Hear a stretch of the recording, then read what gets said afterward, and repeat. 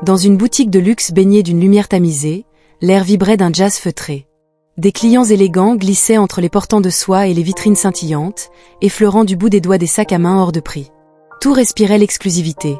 Le marbre immaculé sous leurs pas, les lustres de cristal suspendus au plafond, et ce subtil parfum de rose fraîche qui flottait dans l'air. Et puis, il y avait elle. Une silhouette discrète parmi l'opulence, une jeune fille noire d'à peine 12 ans, Mera. Son sweat à capuche trop simple, son jean délavé et ses baskets tranchant avec l'élégance ambiante. Elle ne touchait à rien, mais ses yeux curieux parcouraient chaque étagère, chaque présentoir. Silencieuse, mais indéniablement présente. Et c'est précisément ce qui attira l'attention. Derrière le comptoir de caisse élégant, le personnel de vente de la boutique lui jetait des regards. Leurs expressions restaient illisibles, mais leurs yeux suivaient ses mouvements. Personne ne s'était encore approché d'elle, mais leur vigilance subtile en disait long. Mera, apparemment imperturbable, avait continué vers un étalage de foulards en soie. Mais alors qu'elle tendait la main pour effleurer le tissu délicat, la lourde porte vitrée de la boutique s'était brusquement ouverte. Une femme était entrée. Elle avait la quarantaine, une allure remarquable, un carré blond platine, un collier de perles et un blazer bleu marine. Ses talons claquaient avec autorité sur le sol en marbre. Elle ne semblait pas être là pour faire du shopping, elle semblait y appartenir. Ses yeux bleus et froids s'étaient posés sur Mera, presque instantanément. Ses lèvres s'étaient pressées en une ligne fine.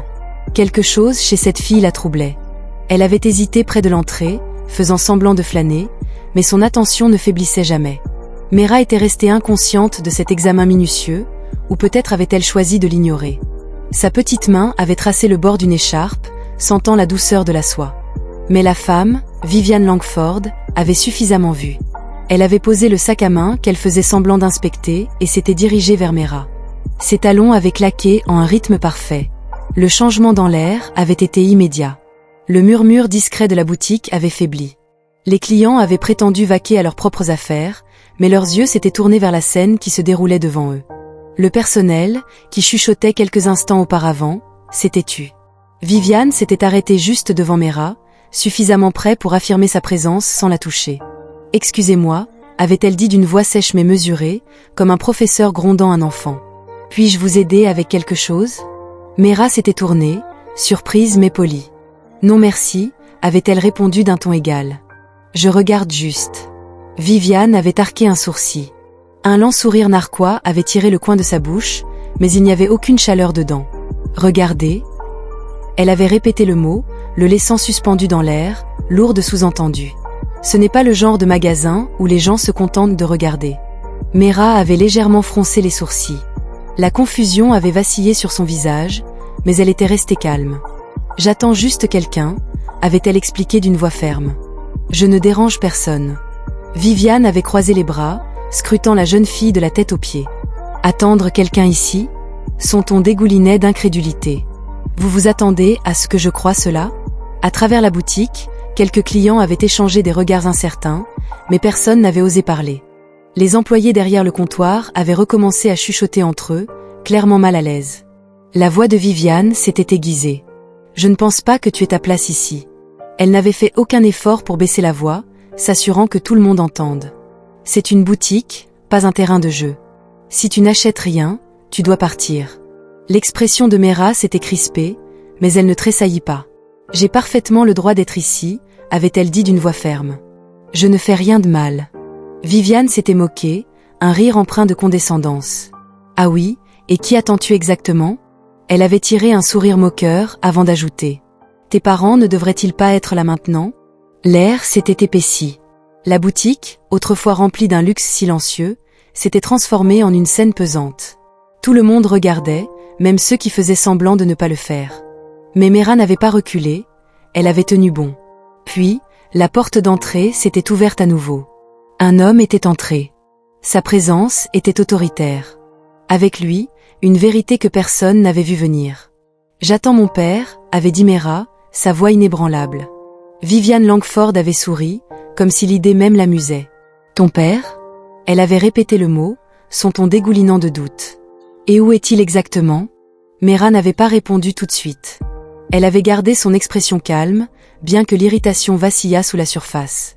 Avant qu'elle ne puisse dire quoi que ce soit, une voix avait traversé la boutique, comme un couteau. « Juste ici. » Le magasin tout entier s'était tourné vers l'entrée. Un homme grand se tenait là, dégageant une puissance tranquille. Il portait un costume bleu marine impeccablement taillé. Ses larges épaules remplissaient l'embrasure de la porte. Sa mâchoire acérée, son regard fixe et la façon dont il se tenait, suggéraient qu'il était un homme habitué à avoir le contrôle. Il n'entrait pas simplement dans une pièce, il la commandait. Pour la première fois, le sang-froid de Viviane avait vacillé. Mais elle s'était vite reprise, redressant sa posture. « Et vous êtes ?» Elle avait demandé en forçant le scepticisme dans sa voix, comme si elle contestait son droit d'intervenir.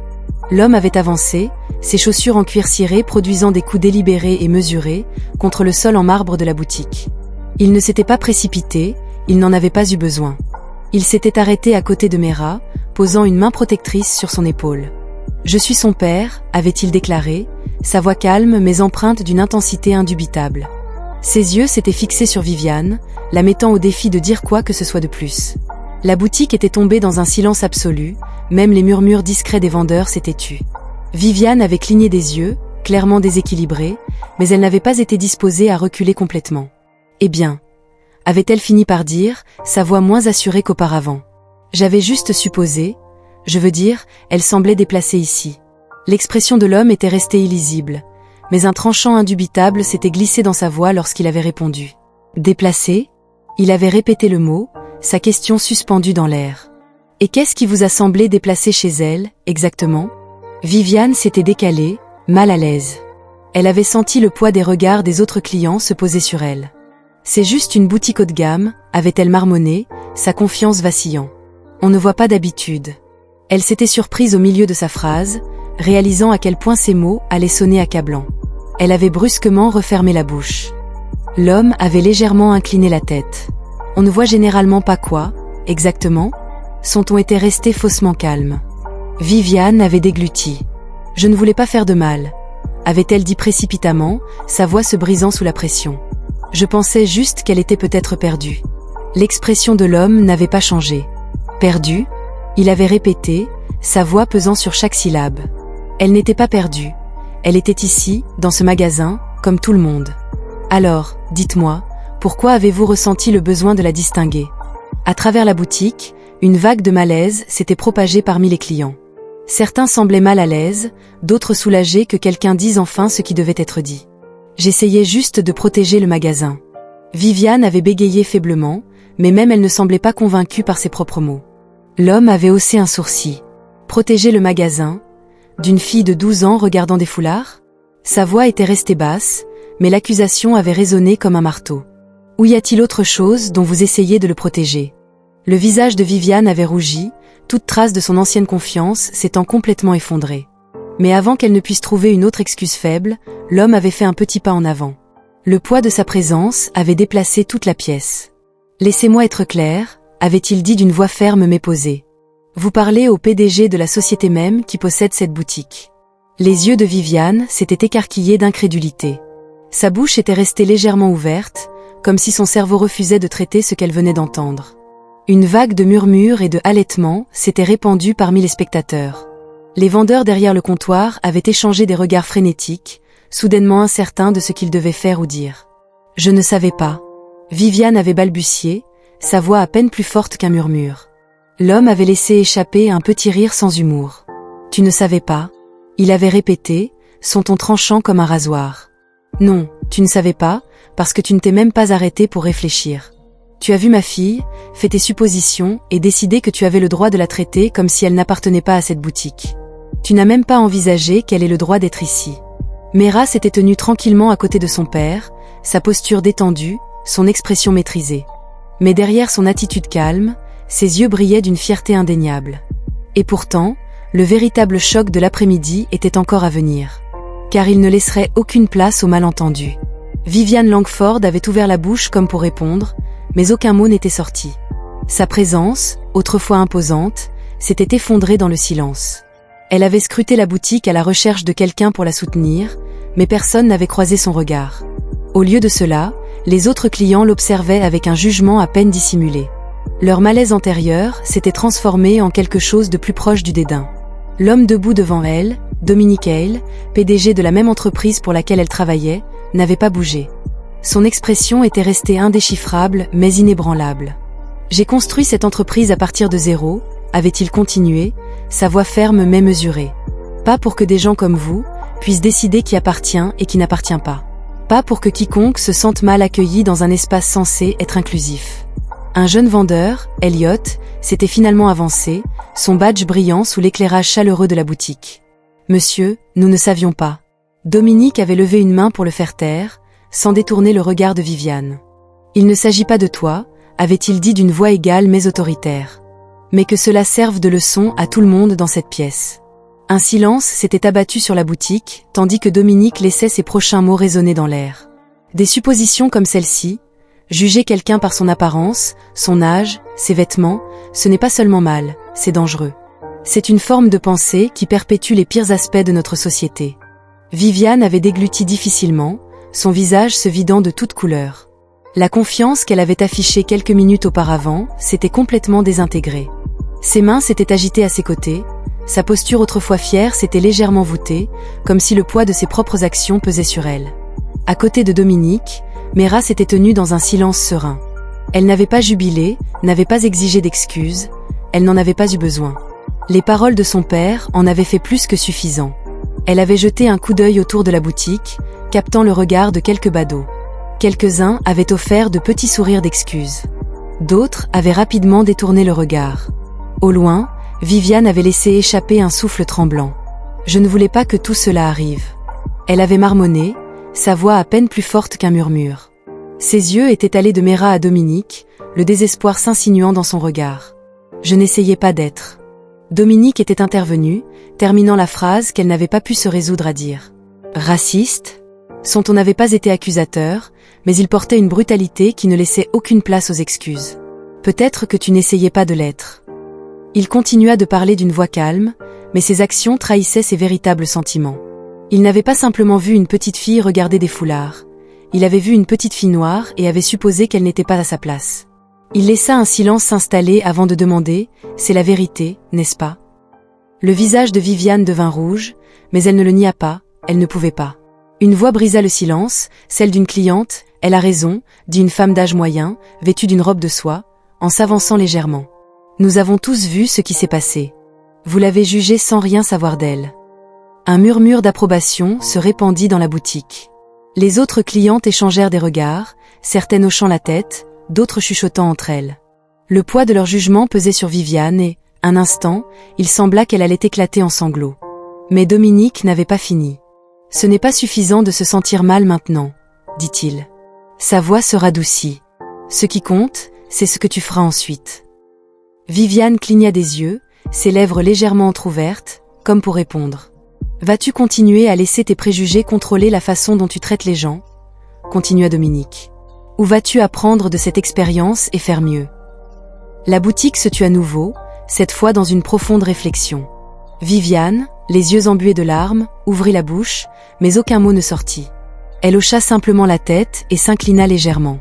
Ce n'était pas grand-chose, mais c'était un début. Dominique se tourna vers Mira et son expression s'adoucit. « Es-tu prête à partir, chérie ?» lui demanda-t-il doucement. Mira hocha la tête. « Oui, papa. » Tandis qu'il se dirigeait vers la sortie, la foule s'écarta pour les laisser passer. L'atmosphère dans la boutique était désormais plus lourde, non pas de tension, mais de réflexion. Les clients murmuraient entre eux, des mots comme « parti pris » et « respect » flottaient dans l'air. Derrière le comptoir, Elliot échangea un regard avec les autres vendeurs, des promesses silencieuses de gérer les choses différemment à l'avenir. Quand Mira et Dominique sortirent sous le soleil, la chaleur de l'après-midi toucha leur visage. Mira leva les yeux vers lui, sa voix calme mais certaine. « Merci papa. » Dominique baissa les yeux vers elle, un sourire adoucissant ses traits. « Tu ne devrais pas me remercier de m'être levé pour toi, » répondit-il avec une tranquillité certaine. « Mais je serai toujours là quand tu auras besoin de moi. » Mira lui serra la main, et elle le crut. Alors que Mira et son père, Damon Carter, s'éloignaient de la boutique, une chose était sûre. La leçon qu'ils avaient laissée derrière eux resterait bien après la fermeture des portes. À l'intérieur, l'atmosphère avait complètement changé. La femme à l'origine de l'agitation se tenait là, figée, la tête baissée, comme si elle avait enfin pris conscience du poids du moment. Elle ne s'hâta pas de partir, mais resta à analyser ce qui venait de se passer. Les autres clients reprirent leur course, mais leur conversation était plus calme, plus réfléchie. Certains jetèrent des regards furtifs à Viviane, tandis que d'autres échangeaient des regards entendus. Les vendeurs murmuraient entre eux, leurs visages mêlés d'inconfort et d'une promesse silencieuse de mieux faire à l'avenir. À l'extérieur, Mira et son père se dirigèrent vers la voiture. Le soleil brillant de San Diego éclairait les rues animées, qui semblaient soudainement s'y éloigner de la tension qu'ils venaient de quitter. Après quelques instants de silence, Mira parla enfin, d'une voix calme mais curieuse. « Est-ce que ce genre de choses vous arrive souvent ?» Il réfléchit un instant avant de répondre. « Parfois », admit-il. Ce n'est pas toujours aussi direct que ce qui s'est passé là-dedans, mais ça arrive. Les gens font des suppositions, ils pensent savoir qui tu es juste en te regardant. Mira fronça les sourcils. Est-ce que ça s'arrête un jour? Son père s'accroupit légèrement pour croiser son regard. Ça ne s'arrêtera peut-être jamais complètement, mais ce qui compte, c'est la manière dont nous réagissons. Merci d'avoir regardé, et à la prochaine dans une nouvelle vidéo.